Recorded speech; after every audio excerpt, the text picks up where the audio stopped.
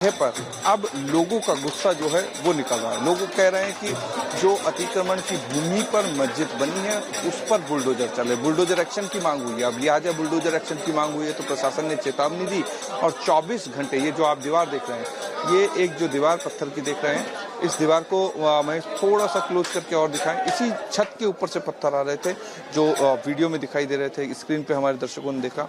तो इस दीवार पे आप देख सकते हैं, ये दीवार जो है, इस दीवार को लेकर के बताया गया कि ये अवैध है और ये अवैध है तो इस को गिराना चाहिए। तो 24 घंटे का प्रशासन ने, जहाजपुर प्रशासन ने 24 घंटे का वक्त दिया, नगर पालिका ने 24 घंटे का वक्त किया और कहा अंजुमन कमेटी को कि आप अपने तमाम दस्तावेज प्रॉपर्टी के जो हैं वो लेकर के आइए और बताइए कि आपकी ज़मीन कितनी है, उसका पट्टा है कि नहीं है, यानी कि सरकारी अनुमति आपके पास थी कि नहीं थी, लीगली आपने कंस्ट्रक्शन किया कि नहीं किया, या आपके पास में जो चीज़ें थी वो कागजी रूप से सॉलिड थी कि नहीं थी। इन तमाम सवालों के जवाब 24 घंटे में देने। अब लिहाजा 24 घंटे देर रात में पूरे हो जाएंगे, उसके बाद प्रशासन को ये तय करना है कि जो डॉक्यूमेंट्स वो अंजुमन कमेटी देगी उसमें कितना सत्यता है, कितनी सत्यता उन पेपर्स की निकल के सामने आती है।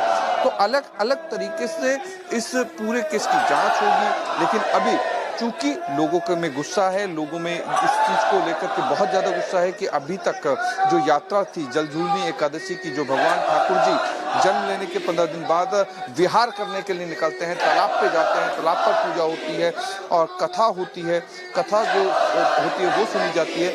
इन तमाम चीज़ों का जो एक हिंदू धर्म में, सनातन धर्म में जो एक अलग तरीके का महत्व है, वो महत्व अधूरा रह गया क्योंकि अब द्वादशी लग गई। द्वादशी में भी अभी डोल जो है वो यहीं पे ही है। उस चीज को लेकर के गुस्सा है कि एक दिन में पूरा होने वाला, कुछ घंटों में पूरा होने वाले त्योहार को लेकर के क्यों इतना ज्यादा इशू बनाया गया, क्यों कहा गया कि रास्ता बदल दिया जाए, क्यों कहा गया कि इस रास्ते से नहीं निकलने देंगे। और जब रास्ते से निकले और हिंदू और सनातनी लोग जो थे उन्होंने ढोल नगाड़े बंद कर दिए मस्जिद के आगे, उसके बावजूद पूरी तरीके से पत्थर बरसाए गए। और पत्थर किसने रखे, क्यों रखे, कब रखे, ये जांच का विषय है। लेकिन सबसे बड़ा सवाल यह है कि पत्थर जो थे, नफरती पत्थर, वो क्यों बरसाए गए, किस तरीके से बरसाए गए, क्या इस चीज़ के लिए पहले प्लानिंग कर ली गई थी, और प्लानिंग थी तो उस प्लानिंग का हिस्सा कौन कौन थे, सूत्रधार कौन थे, इतनी बड़ी साजिश क्यों रची गई और इसी दिन के लिए क्यों रची गई। तो ये तमाम जो चीज़ें हैं ये बताती है। अब गोपीचंद मीणा आप देख सकते हैं, विधायक, बीजेपी के स्थानीय विधायक हैं गोपीचंद मीणा, वो आपको यहाँ पे आते हुए दिखाई देंगे।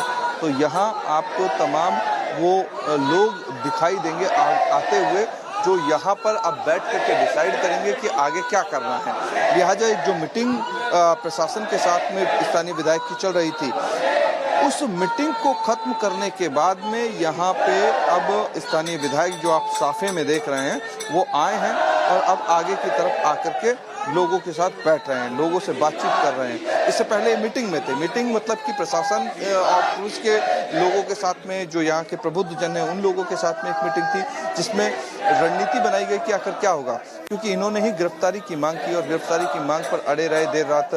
जो ये विधायक हैं, स्थानीय विधायक, वो पूरे डटे हुए थे। उन्होंने कहा कि जब तक उन लोगों को गिरफ्तार नहीं किया जाएगा जिन लोगों ने पत्थरबाजी की, तब तक मैं बैठा रहूंगा। इंक्रोचमेंट के नाम पर उन थड़ियों को भी हटाया गया है, उन ठेलों को भी हटाया गया है, उन जो पटरी पर लगाए गए थे उन तमाम इंक्रोचमेंट को रात को ही हटाया गया। लेकिन जो अभी सबसे बड़ा टास्क है, उस टास्क को लेकर के मैं कहूँगा कि ये 24 घंटे का जो पूरा अल्टीमेटम दिया गया, 24 घंटे के अल्टीमेटम के साथ साथ में एक अंजुमन कमेटी को जिस कह सकते हैं कि नोटिस वो दिया गया है, उस नोटिस का जवाब अंजुमन कमेटी क्या देती है। इसके अलावा लोग क्या कहते हैं, लोगों की स्थिति जो है वो आप देख सकते हैं, गुस्से की स्थिति है। लोग कह रहे हैं कि जो भी प्रशासन करे वो पहले बताए उसके बाद करे, यानी कि जो शर्तें लोगों ने रखी हैं प्रशासन के सामने, पुलिस के सामने, सरकार के सामने, वो यही रखी हैं कि कार्रवाई हो और कड़ी कार्रवाई हो। कड़ी कार्रवाई का मतलब यह है कि इंक्रोचमेंट जो अगर है तो उसको तोड़ा जाए और 24 घंटे के भीतर तोड़ा जाए। बिल्कुल अमरदीप, आपके पास हम लौट रहे हैं। ये जिस तरीके के हालात वहां पर शाहपुर में बने हुए हैं, इस बीच गिरिराज सिंह ने क्या कुछ कहा है, आइए सुनवाते हैं आपको। मुसलमानों की ओर से राजस्थान हो या उत्तर प्रदेश में हर जगह पथराव की घटना जोरों पर चल रही है। हमने कभी उनके तजिया पर पत्थर नहीं फेंका, फिर हमारे पूजा पद्धति पर क्यों अड़चन? और अगर ये आज पूजा पद्धति पर विरोध है, मेरे जुलूस पर विरोध है, पत्थर है, तो कल बांग्लादेश की स्थिति करना चाहते हैं और कांग्रेस ने खुली समर्थन दे रखा है। तो गिरिराज सिंह को आप सुन रहे थे। उनका कहना है कि जो हालात बांग्लादेश में है वैसा बनाने की कोशिश भी हो सकती है और विपक्ष पर भी निशाना साधा। लेकिन ये तस्वीर हम आपको दिखा रहे हैं, हनुमान चालीसा का पाठ किया जा रहा है जहाजपुर में, जहां पत्थरबाजी के खिलाफ हिंदू संगठन नाराज है और मस्जिद के बाहर हनुमान चालीसा का पाठ किया जा रहा है और अपना विरोध जाहिर किया जा रहा है। अमरदीप वहां पर लगातार बने हुए हैं। Amardeep, over to you. देखिए, बिल्कुल मैं जहाजपुर की तस्वीर दिखा रहा हूँ और उस जगह की तस्वीर दिखा रहा हूँ जहाँ पे अब लगातार जो हैं वो लोग जो हैं यहाँ पे अब इकट्ठा होना शुरू हुए और यहाँ पे जहाजपुर में लगातार इस तरीके की स्थिति है। और मैं बिल्कुल लोगों की भावनाएं हैं कि स्क्रीन पर शाहपुर जो चल रहा है उसको बदलें, क्योंकि रिपब्लिक को लोग देख रहे हैं और भारत को लोग देख रहे हैं, तो कह रहे हैं कि जहाजपुर जो है वो लोकेशन दिखाई जाए।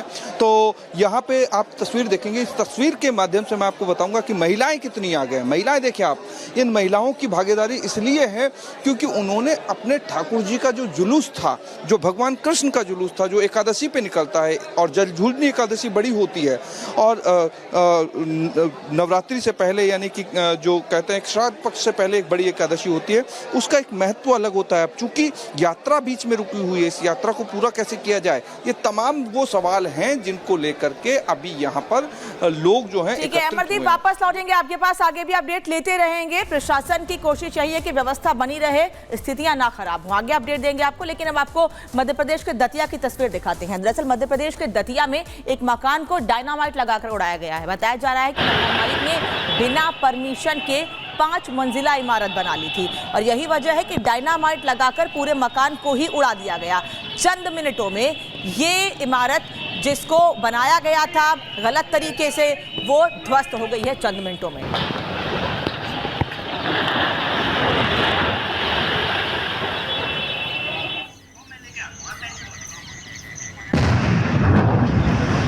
तो ये तस्वीर हम आपको दिखा रहे हैं दतिया की, मध्य प्रदेश का दतिया, क्योंकि ये अवैध तरीके से बनाया गया था। 5 मंजिला ये मकान था बिना इजाजत के, जिसके बाद इसको ढहा दिया गया डायनामाइट लगाकर। आप देखिए चंद मिनटों में ये जो इमारत थी वो धड़ाम हो गई। ये देखिए दतिया की तस्वीर आपको दिखा रहे हैं, 5 मंजिला ये मकान जो कि अवैध तरीके से बनाया गया था और उसके बाद डायनामाइट लगाकर देखिए कैसे धरा